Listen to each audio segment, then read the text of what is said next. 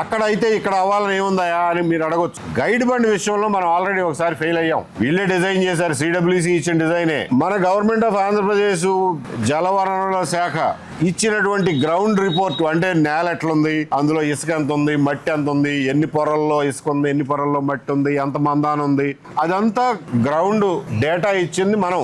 దాన్ని బేస్ చేసుకుని సిడబ్ల్యూసి వాడు డిజైన్ ఇచ్చాడు. వాళ్ళు ఇచ్చిన డిజైన్ ప్రకారం కట్టామంటారు మెగా ఇంజనీరింగ్. మొత్తానికి గైడ్ బండి పాడైంది. ఇప్పుడు ఎవరు కారణం దీనికి అని అడిగితే ఒకళ్ళు సమాధానం చెప్పట్లా, ఒకళ్ళు వేలు చూపించుకుంటున్నారు. ఇది రేపు పొద్దున జరగకూడదు కదా పోలవరం విషయంలో.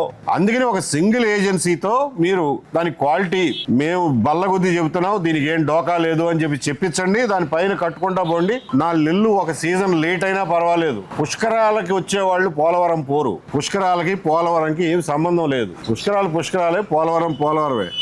పుష్కరాలు ప్రతి 12 సంవత్సరాలకి ఒకసారి వస్తాయి. పోలవరం మళ్ళీ రాదు, ఒక్కసారే కట్టగలం. దానికి ఏమాత్రం 5 పైసలు అనుమానం ఉన్నా కానీ ఆ అనుమానం తీర్చుకుని ముందుకెళ్లాల్సిన అవసరం ఉంది పోలవరం విషయంలో.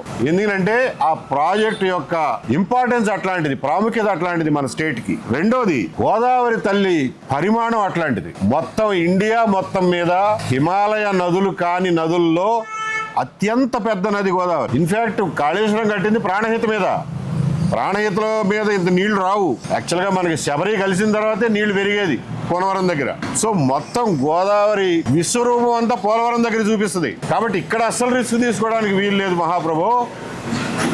అందులో కింద ఏమో ఇసుక, అక్కడక్కడ మట్టి పొరలు ఉన్నాయి. కాబట్టి చాలా జాగ్రత్తగా ఉండాలి. ఇది కాంప్లెక్స్ డిజైను. చిన్న ఇంజనీర్లు లేకపోతే పొద్దుపోని పొలిటీషియన్స్ తో అయ్యే పని కాదు. అది చాలా ఎక్స్పర్టైజ్ కావాలి, ఇంటర్నేషనల్ హెల్ప్ కావాలి. తీసుకోండి, ఎంత టైం కావాలని అంత తీసుకోండి, కానీ కట్టేది పక్కాగా కట్టండి అని చెప్తున్నాం.